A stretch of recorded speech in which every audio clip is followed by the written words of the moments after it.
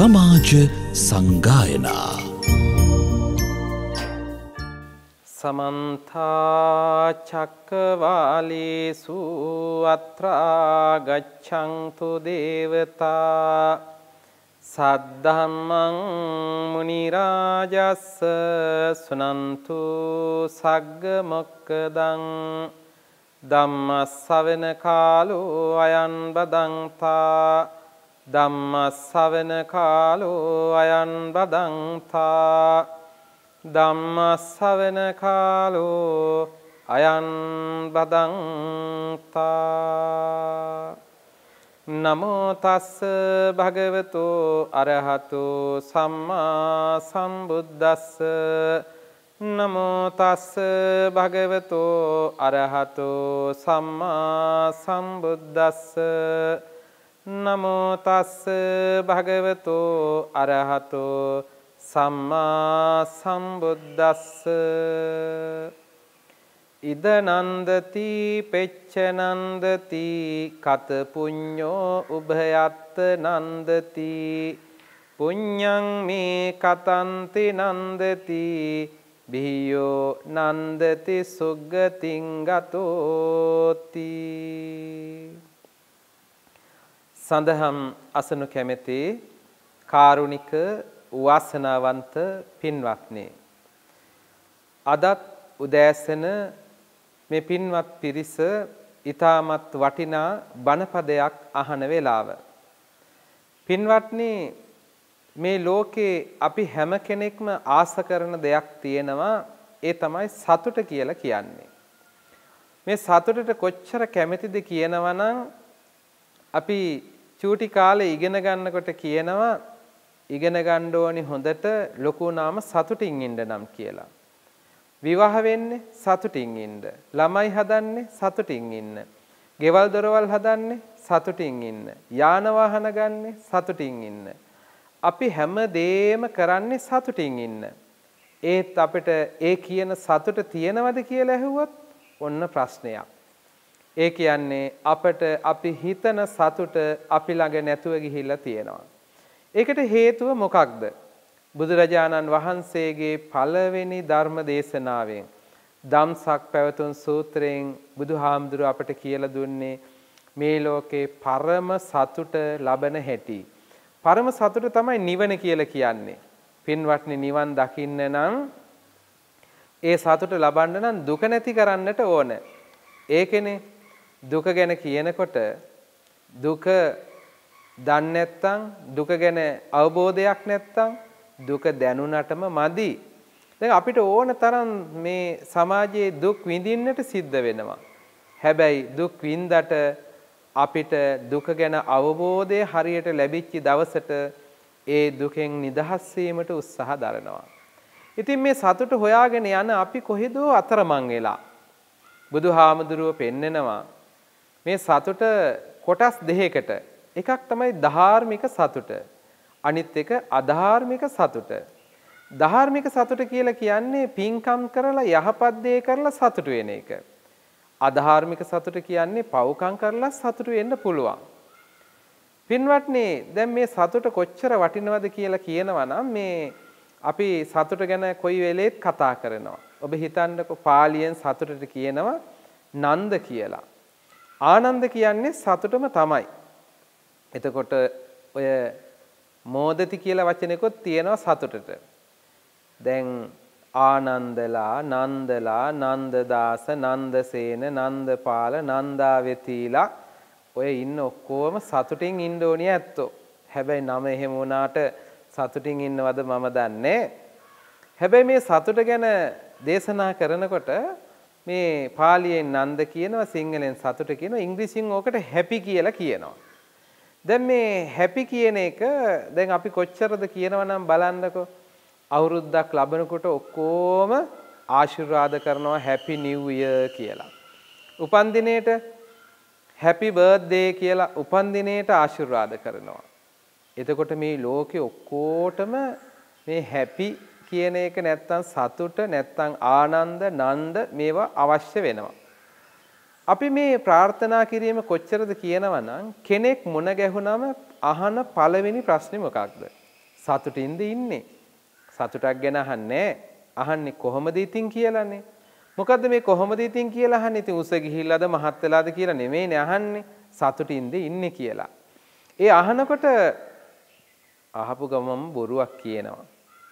සතුටින් ඉන්නවා, ඔහේ ඉන්නවා, ඔහොම උත්තර දෙනවා. ඇත්තටම සතුටින්ද ඉන්නේ. ඒක දැනගන්න විනාඩි 10ක් 15ක් කතා කර කර ඉඳලා අහන්න ඕනේ. එතකොට තමයි කියන්නේ කියලා වැඩක් නෑ. ඉතින් මේ දවස්වල මෙන්න මෙහෙමයි කියලා ඔන්න ඇත්ත විස්තරේ පටන් ගන්නවා. එතකොට පේනවා මේ ජීවිතේ අපි සතුට ගැන ඔක්කොම අහනවා. අපි නෙමෙයි ලෝකේ හැම කෙනෙක්ම මොන ගැහුනම අහන පළවෙනි ප්‍රශ්නේ මොකද්ද? සතුටින්ද ඉන්නේ. දැන් අපි කොහොමද ඉතින් අහන වගේ සුද්දෙක් මොන ගැහුණත් පළවෙනි ප්‍රශ්නේ මොකක්ද? How are you? Fine කියනවා, good කියනවා, well කියනවා. සුද්දොත් බොරු කියන්නේ. දෙමළ කෙනෙක් මොන ගැහුණම ඒත් ඉතින් පළවෙනි ප්‍රශ්නේ ඕකනේ යෙප්පඩිස් වහම් කියයි. නල්ලම් කියනවා, නල්ලම් ඉල්ලේ. ඇත්තම කතාව ගත්තම මේ ලෝකේ හැම කෙනාම මොන ගැහුණම පළවෙනි ප්‍රශ්නේ සතුට ගැන අහන්නේ මොකද? ඒ තරමට අපට සතුට වටින නිසා. හැබැයි ඒ හොයන සතුට ඔබ ළඟ තියෙනවද කියලා ඇහුවොත් ඔබ හැම කෙනෙකුටම ගැටලුවක් වෙයි. ඇත්තටම අපි ළඟ සතුට නැහෙනි කියලා. ඇයි සතුට නැති වුනේ කියලා ඔබෙන් ඇහුවොත් එහෙම? එතකොට කියයි සල්ලි තියෙනවා නම් ඉතින් හැමදාම සතුටින් ඉන්න පුළුවන්. ඇත්තටම සල්ලි තියෙනවා නම් සතුටින් ඉන්න පුළුවන්ද? බෑ පින්වත්නි. සතුට හොයාගෙන යන අපි කොහෙදෝ අතරමං වෙනවා. එතකොට සල්ලි ගොඩාක් තියෙන ඇත්ත සතුටින් ඉන්නවද? නෑ. සල්ලි නැති ඇත්තෝ සමහරලාට සතුටින් ඉන්නවා. එක එක්කෙනාට එක එක හේතු තියෙනවා මේ සතුට හොයාගෙන යනකොට. බුදුහාමුදුරුව පෙන්නනවා සතුට නැති කරන්න වෙන කවුරුවත් නෙමේ අපේ හිතේමයි සතුට තියෙන්නේ. දැන් ඔබ හිතන්නකෝ දවසක් බුදුරජාණන් වහන්සේ පින්වත්නි දුර බැහැර ගමනක් වඩිනවා. ඒ වඩින වෙලාවේ උන්වහන්සේට රෑබෝ වුණා. උන්වහන්සේ නතර වුණා ගහක් යට. උන්වහන්සේ සැතපුණා. උදේ පාන්දර රජතුමා කොහෙද ගමනක් යන අතරේ දැක්ක බුදුරජාණන් වහන්සේ ගහක් යට උන්වහන්සේ අවදි වෙලා සක්මන් කරමින් ඉන්නවා. රජතුමා දුරින් ඉඳලම දැකලා කරත්තෙන් බැහැලා යනවා බුදුහාඳුර ළඟට. ගිහින් බුදුහාඳුරන්ගෙන් අහනවා බුදුරජාණන් වහන්සේ කොහෙද ඊයේ රෑ වැඩ හිටියේ? මහරජතුමනි ඊයේ රාත්‍රී මේ ගහක් යට වැඩ හිටියා. අපේත් අර සිරිතක් තියෙනවනේ කෙනෙක් හමු වුණාම උදේට අහනවා කොහොමද ඊයේ රාත්‍රී හොඳට නිින්ද ගියාද කියලා. රජතුමත් ওই ප්‍රශ්නේම අහනවා කොහොමද බුදුහාඳුරනි ඊයේ රාත්‍රී සුවසේ සැතපුණාද? සුවසේ සැතපුණා මහරජතුමනි කියලා කියනවා. ඒ වෙලාවේ බුදුරජාණන් වහන්සේ එහෙම කිව්වම රජතුමා පොඩ්ඩක් හිනහ යනවා. සුවසේ සැතපුණා? සැතපුණා නම් හරි. ගහක් යට කොහොමද සුවසේ සැතපෙන්නේ? ඒ වෙලාවේ රජතුමාගෙන් බුදුහාමුදුරුවෝ අහන ප්‍රශ්නයක්. රජතුමනි කොහොමද ඔබතුමා ඊයේ රාත්‍රී සුවසේ නිදාගත්තද? ඒ වෙලාවේ රජතුමා ටිකක් කල්පනා කරලා කියනවා බුදුහාමුදුරනේ ඇත්තටම මට ඊයේ රාත්‍රියේ හරි නිින්දක් නෑ. ඇයි රජතුමනි ඔබත් හිටියේ රෑ ගහක් යටද? ඇයි බුදුහාමුදුරන්ට හිනහ වුණානේ? ඇත්තටම බුදුහාමුදුරනේ හිටියේ නම් රජමාලිගාවේ හතර පැත්තේ රැකවල් තිබුණා. හතර පැත්තේ ආරක්ෂාවන් යොදලා තිබුණට බුදුහාමුදුරනේ ඇත්තටම මට රැට නිින්ද යන්නේ. පින්වත්නි කතාවට නම් කියන්නේ රජ සැප කියලා. රජ සැප නෙමෙයි රජතුමාටත් තියෙන රජ දුකක් කියලා තේරෙන්නේ මේ සූත්‍රයේ කියවෙනකොට. රජතුමා කියනවා බුදුහාමුදුරනේ නිදාගන්න කියලා ගියාම මට එක එක දේවල් මතක් වෙනවා. මොනවද මතක් වෙන්නේ පින්වත්නි? හිතන්නකො රජ කෙනෙක් වුණාම ඒ කාලේ නඩු අහනවා. නඩු අහලා වැරදි කරපු අයට උල තියන්න කියනවා.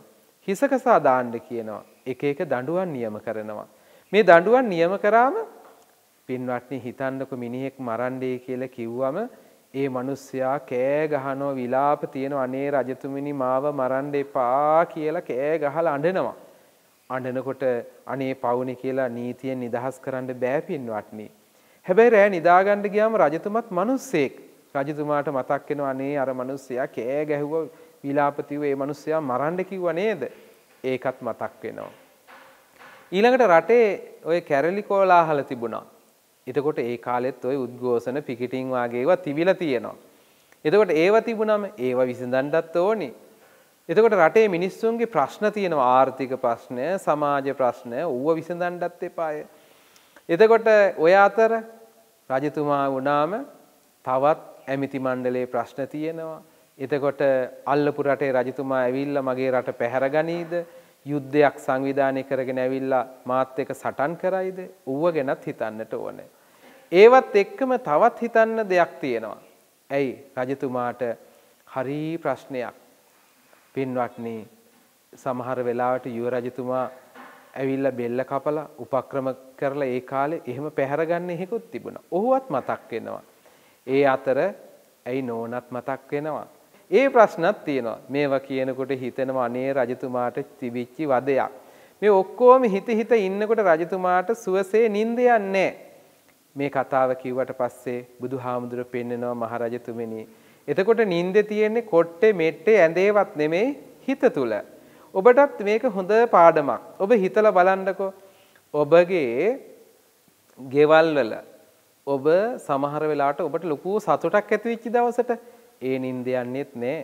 දුකක් ඇති වෙච්ච දවසට ඒ නිින්ද යන්නේත් නෑ. බලන්නකෝ හොඳට මෙට්ට තියෙනවා, කොට්ට තියෙනවා, ඇඳ ඇතිරිල්ල තියෙනවා, ඔක්කොම තිබුණට ඇඳට ගිහිල්ලා පෙරලි ඔබ ඉන්නවා. ඇයි නිින්ද යන්නේ නැතුව? නිින්ද යන්නේ කොහොමද? හිතේ අසතුට තියෙන වෙලාවට, හිතට දුකක් දැනෙච්ච වෙලාවට, වේදනාවක් දැනෙච්ච වෙලාවට ඔබට නිින්ද යන්නේ නැහැ. එතකොට පින්වත්නි බලන්නකො නිින්ද කියන්නේත් අපට මේ ජීවිතයේ අවශ්‍ය දෙයක්. හැබැයි මේ සතුට හොයාගෙන යනකොට අපි එක එක්කෙනාට අපේ දුක හින්දා පවරනවා. නෝන හින්දා තමයි මට මේ දුක, මහත්තයා හින්දා තමයි මට මේ ප්‍රශ්න, දරුවෝ හින්දා තමයි අපිට මේ දුක්. ඒ වගේ එක එක කතන්දර අපි කියනවා. අපි මොනවක් එක එක්කෙනාට පැවරුවත් අපේ හිත හදාගත්තා නම් අපට හැමතැනම සතුටින් ඉන්න පුළුවන්. පින්වත්නි බුදුහාමුදුරු දේශනා කරපු බණ අපේ ජීවිතයට එකතු කරගත්තොත් හරි ලස්සනට අපේ ජීවිතය සතුටින් තියාගන්න පුළුවන්.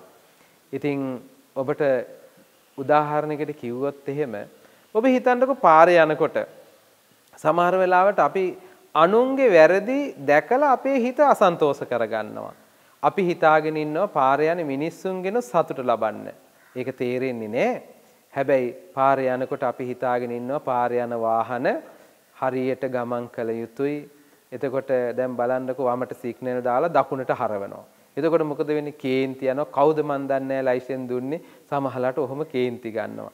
පාරේ යන මගී ජනතාව අපි හිතාගෙන ඉන්නවා පාර අයිනෙන් ගමන් කළ යුතුය. කහිරෙන් නැත්තම් සුදු ඉරෙන් මාරු විය යුතුය.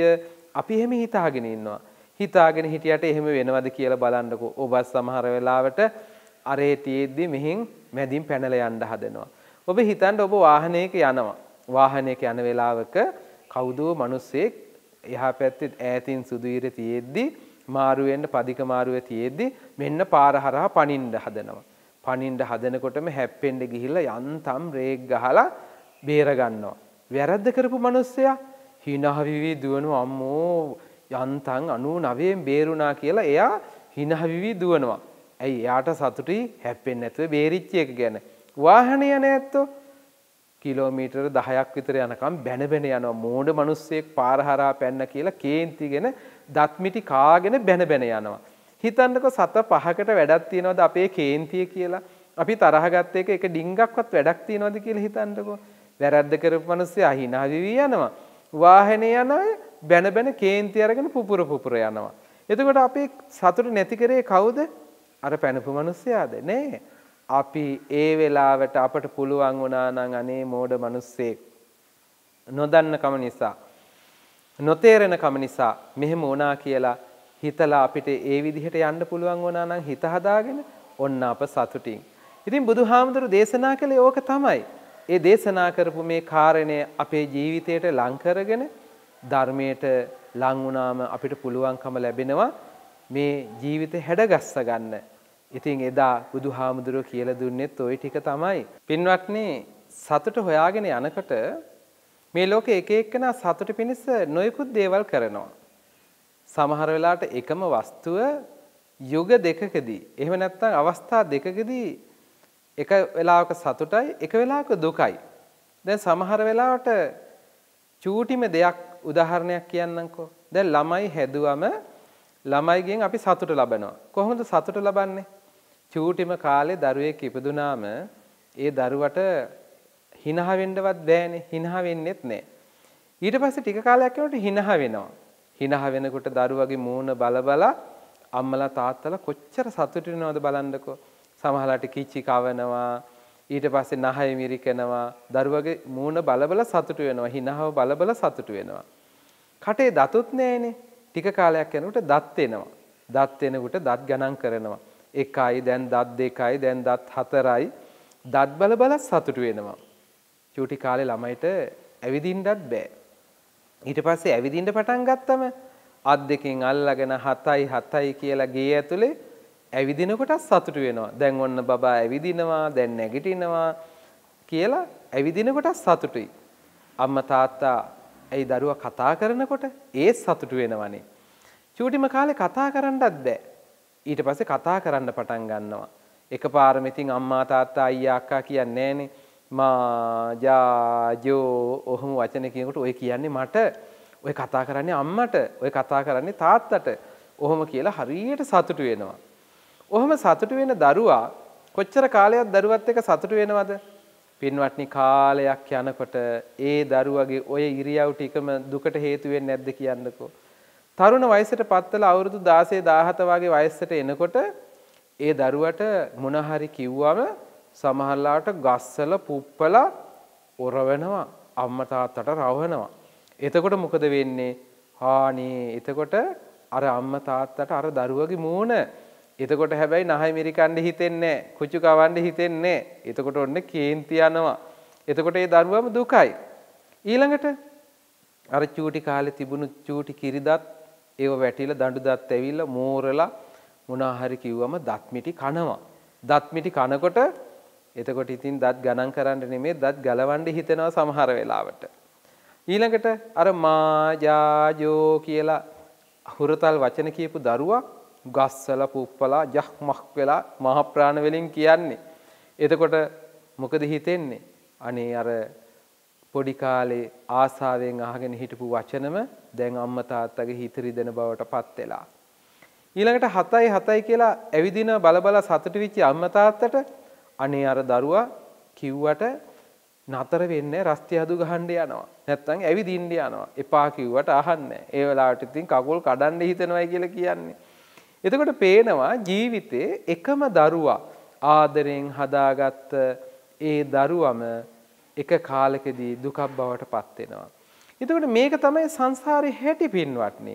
අපි සතුටුයි කියන හැමදේම දුකක් බවට පත් වෙනවා. අර මම මුලින් මතක් කළා සතුට හොයාගෙන යනකොට අපි කොහෙදෝ අතරමං වෙලා අධාර්මික දේවල් කරලා සතුටු වෙන්න පුළුවන්. දැන් අපි හිතලා බලන්නකො පව්කම් කරලා සතුටු වීම ගැන. ඔබ අහලා ඇති එදා මිහිඳු මහරහතන් වහන්සේ ලංකාවට වැඩම කරනකොට අපේ රටේ හිටපු දේවානම්පියතිස්ස රජතුමා එතුමා කොහෙද ගිහින් හිටියේ? මිහින්තලේ මුව දඩේමේ ගිහිල්ලා හිටියා. පොයේ දවසේ දඩේමේ යනවා. දඩේමේ යනවයි කියලා කියන්නේ ඉතින් සත්තු මරන්න. ඒකට මේ පුර පොය දවසක රජතුමා දඩේමේ ගියේ මොකද කණ්ඩ නැතුවයි? කණ්ඩ නැතුව නෙමෙයි. එහෙනම් විනෝදෙට සත්තු මැරුවා.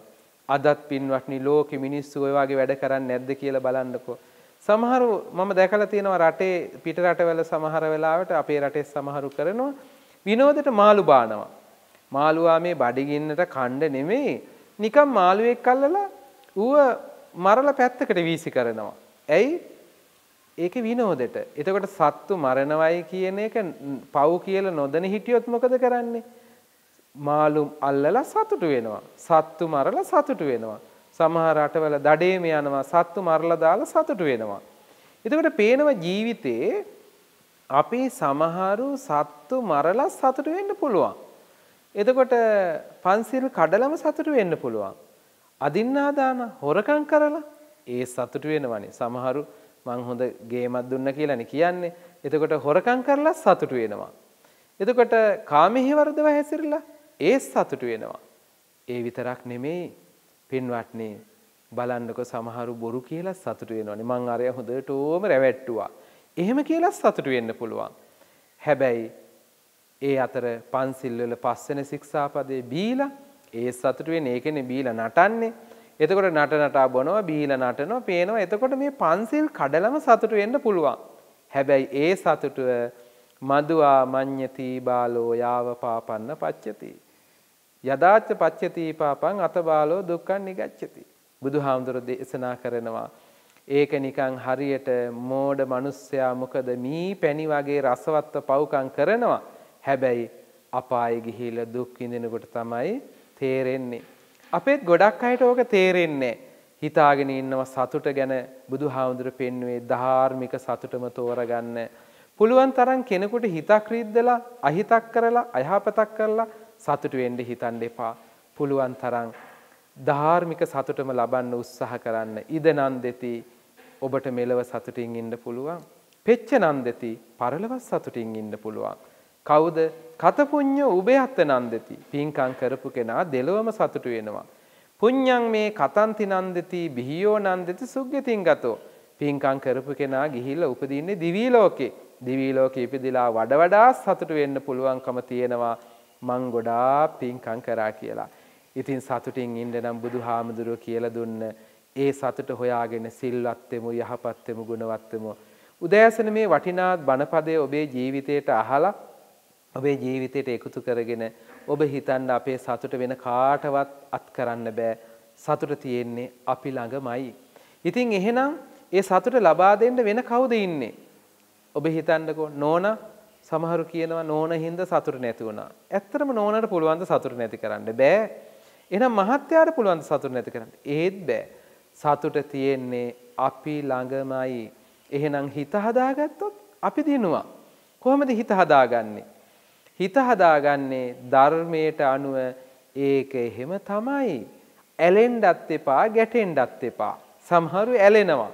සමහරු ගැටෙනවා පින්වත්නි. ඇලුනත් දුකයි, ගැටුනත් දුකයි. මතක තියාගන්නට ඕනේ. ඉතින් සතුට හොයාගෙන යනකොට මට තව චූටි කතාවක් මතක් වෙනවා. මේක බෞද්ධ කතාවක් නෙමෙයි. නමුත් අපිට හරි ආදර්ශයක් ගෙන එනවා. ඉතින් එක මහාචාර්යවරයෙක් හිටියා ආර්ථික විද්‍යාව පිළිබඳව දන්න.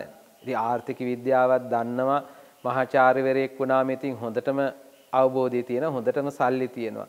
හොඳටම පොහොසත් වෙලා ඉතින් එතුමා මොකද කරන්නේ? සතුට හොයාගෙන යනකොට ඔය සමහර ඇත්තෝ මොකද කරන්නේ? දුප්පත් අය කරන ඒවා බලලා සතුට වෙනවා. දුප්පත් අය කරන ඒවා කරලා සතුට වෙනවා. එතුමා දවසක් මුහුද අයිනේ ඔය කොටේජ් කියලා තියෙන පොල්ලතු පැලක් අරගෙන ඒකේ රෑ ඉන්න හිතාගෙන හැන්දෑවේ මුහුදු වෙරළේ ඇවිදගෙන යනවා. ඇවිදගෙන යනකොට මුහුදු වෙරළේ එක දවසක් ඒ මාළු අල්ලන මිනිස්සෙක් එදා මාළු අල්ලන්න යන්න විදිහක් නැතුව මුහුද අයිනේ අර බංකු කෑල්ලකට වෙලා වාඩි වෙලා ඉතින් ඔහේ මුහුද දිහා බලාගෙන ඉන්නවා. මේ දුප්පත් මිනිස්සයා දැක්කට පස්සේ මහාචාර්යතුමා එයත් එක්ක කතා කළා. කතා කරලා බැලුවම පේනුණා මේ මාළු අල්ලලා ජීවත් වෙන දුප්පත් මිනිස්සෙක්. මෙයාට උපදේශයක් දුන්නොත් දියුණු වෙන්න පුළුවන් වෙයි කියලා අහනවා. ඔයා ආස නැද්ද දියුණු වෙන්න? කැමතියි සර්. ඔබට මං උපදෙස් දුන්නොත් ඒක අහන්න ලැහැත්තිද? හොඳයි සර්. මෙයා අහනවා. ඊට පස්සේ මේ මොහොත උපදෙස් දෙනවා. ඔයා දැන් මාළු අල්ලන්න යන්නේ වෙන කෙනෙක්ගේ බෝට්ටුවක. ඔයා හැමදාම මාළු අල්ලගෙන ඇවිල්ලා ඒ විකුණලා ඒ ගන්න සල්ලි වලින් ඔයා කීයක් හරි ඉතුරු කරන්න. හොඳයි සර්. එහෙම ඉතුරු කරලා මොකද කරන්නේ? ඊට පස්සේ ඔයා හැමදාම ටික එකතු කරලා ඔයාගෙම කියලා බෝට්ටුවක් ගන්නවා. ඊට පස්සේ ඔයාට පුළුවන් ඒ බෝට්ටුවේ තවත් එක්කෙනෙක් දාගෙන ගිහිල්ලා මාළු අල්ලන්න. ඊට පස්සේ ඉතින් ඒ ගේන මාළු ඔයාට පුළුවන් ඔයාගෙම එක්කෙනෙක් දාලා විකුණවන්න. එතකොට ලොකු ලාභයක් එනවා. ඊටත් පස්සේ ඉතින් සල්ලි එකතු කරලා තව බෝට්ටුවක් ගන්නවා. ඊට පස්සේ ඉතින් තව බෝට්ටු දෙක තුනක් ගන්නවා. සල්ලි එකතු කරලා ගොඩාක් මාළු වෙනවා. ඊට පස්සේ ඉතින් ඔයා මුහුද යන්න ඕනේ නෑනේ. අර කට්ටිය මාළු අල්ලගෙන ආවම ඔයාට පුළුවන් මාළු ලැල්ලක් දාලා ටවුන් එකේ මාළු කඩයක් දාන්නත් පුළුවන්. මාළු කඩයක් දාලා මාළු විකුණන්න පුළුවන්. එතකොට මාළුවේ අල්ලගෙන එනවා ලොකු ලාභයක් ලබන්න පුළුවන්. ඊට පස්සේ මෙයා කියනවා ඊට පස්සේ ඉතින් ඔයාට ලොරි ගන්න පුළුවන්. ලොරි අරගෙන රටේ හැමතැනටම ලොරි වලින් මාළු යවන්න පුළුවන්. ඊට පස්සේ ඉතින් ඔයාට තව ඉතින් ඔය ලියන කියන අය ගන්නවා, ගණන් හදන අය ගන්නවා, සේවකයෝ ඉන්නවා, මුහුද ගිහිලා මාළු ගේන කට්ටිය ඉන්නවා, ලොරි වලින් රට වටේ යනවා. එහෙම කරලා ලංකාවේ ලොකු පොහොසතෙක් වෙන්න පුළුවන්. ඊට ඊටත් පස්සේ ඕනනම් ඔයාට ඉතින් ලොකු බහුදින යාත්‍රාවක් අරගෙන සැමන් ටින් හදන්න පුළුවන්. සැමන් ටින් හදලා පිටරට යවන්නත් පුළුවන්. ඔයාට ලෝකෙම ප්‍රසිද්ධ ලොකු මුදලාලි කෙනෙක් වෙන්න පුළුවන්. මෙහෙම උපදෙස් දුන්නාට පස්සේ මෙයා අහනවා ඊට පස්සේ ඉතින් මොකද්ද? ඔයාට මහන්සි වෙන්න දෙයක්වත් නැහැ. අරහෙන් සල්ලි හම්බ වෙනවා. ඒන සල්ලි වලින් ඔයා ඉතින් කාලා බීලා විනෝදෙන් ඉන්නවා. මං වාගේ මේ විවේක දවස් වලට මේ බීච් එකට ඇවිල්ලා කොටේජ් එකක් අරගෙන අර විදියට මුහුද වෙරළේ ඇවිදලා ඔය සතුටින් ඉන්නවා. මේක අහගෙන ඉඳලා අර මාළු අල්ලන මිනිස්සයා අහනවා සර් ඔය ටික ඔක්කොම කරන්න කොච්චර විතර කාලයක් යයිද? මහන්සි වෙලා ඉතින් දුක් විඳලා කරොත් අවුරුදු 20ක් 25ක් යනකොට ඔයාට එතෙන්ට එන්න පුළුවන් වෙයි. මෙයා ටිකක් කල්පනා කරලා ඉඳලා අහනවා සර් ඔය ඉන්න කොටේජ් එක තියෙනවනේ ඔය පොල්ලතු පැල. ඔව්. ඊට ගෙවල් දෙකකට එහා පැත්තෙන් අර පොල්ලතු පැලක් පේනව නේද? ඔව්. දන්නවද ඒකේ කාගේද කියලා? නෑ. ඒක මගේ. දැන් මං ඉන්නේ කොහෙද? බීච් එකේ. සර් ඉන්නේ කොහෙද? බීච් එකේ. ඕකට ඉතින් බීච් එකේ ඉඳයි පොල්ලතු පැලේ බුදියන්ඩ අවුරුදු 25ක් දඟලන්න ඕනියේ. මේක කිව්වා මහාචාර්යතුමාට ලැජ්ජත් හිතුණා. ඇත්තම කතාව අපිත් අවසානයේ දුවලා ගිහිල්ලා ආයෙත් එතෙන්ට මේනවා. අද සමහර අය බලන්නකො පින්වත්නි සමහරු සතුට හොයාගෙන ගිහිල්ලා මොකද්දෝ කරනවා. හොඳයි කියලා අපි දඟලන සියල්ල අත්හැර දාලා ආපහු අපි හිතනවා නිදහසේ ඉන්න ඕනි කියලා. ලොකු ගෙවල් හදාගෙන මාලිගා හදාගෙන AC දාගෙන ඔහොම ඉඳලා ඌව එකක්වත් හරියන්නේ නැහැ කියලා ගහක් යටට ගිහිල්ලා හුලං වෙදි ඉන්න ආස නැද්ද කියන්නකෝ ආසයි. එතකොට මේ සතුට කියන එක මේ පරිසරයත් එක්ක තියෙන්නේ. බුදුහාමුදුරු ඉපදුනේත් පරිසරේ. බුදු වුනේත් පරිසරය තුල. පිරිනුවන් පෑවෙත් පරිසරය තුලමයි. මේ සබහ දහමත් එක්ක සතුට හොයාගෙන යන අපට බුදුහාමුදුරු ඒ සතුට දේශනා කළා.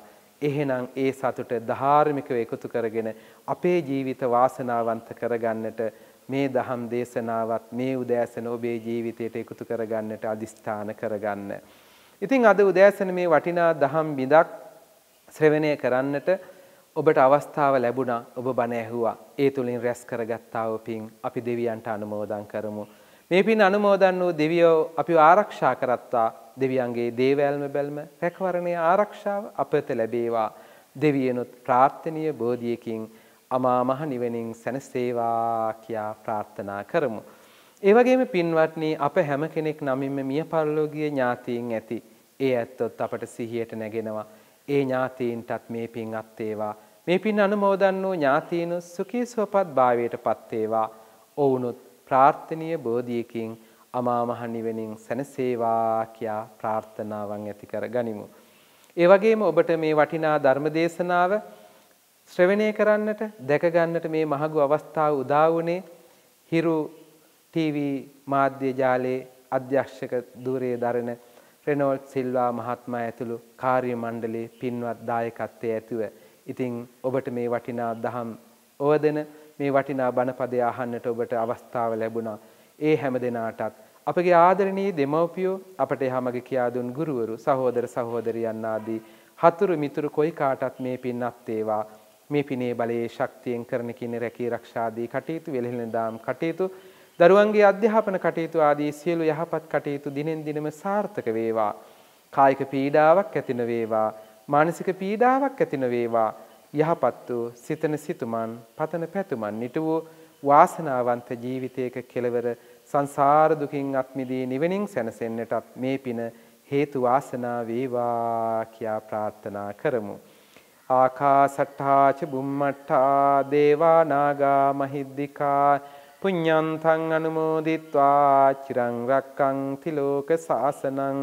ආකාසට්ඨා ච බුම්මට්ඨා දේවා නාග මහිද්దికා පුඤ්ඤන්තං අනුමෝදිත්වා චිරං රක්ඛන්තු දේශනං. ආකාසට්ඨා ච බුම්මට්ඨා දේවා නාග මහිද්దికා පුඤ්ඤන්තං අනුමෝදිත්වා චිරං රක්ඛන්තු තං සදාති. සමාජ සංගායනා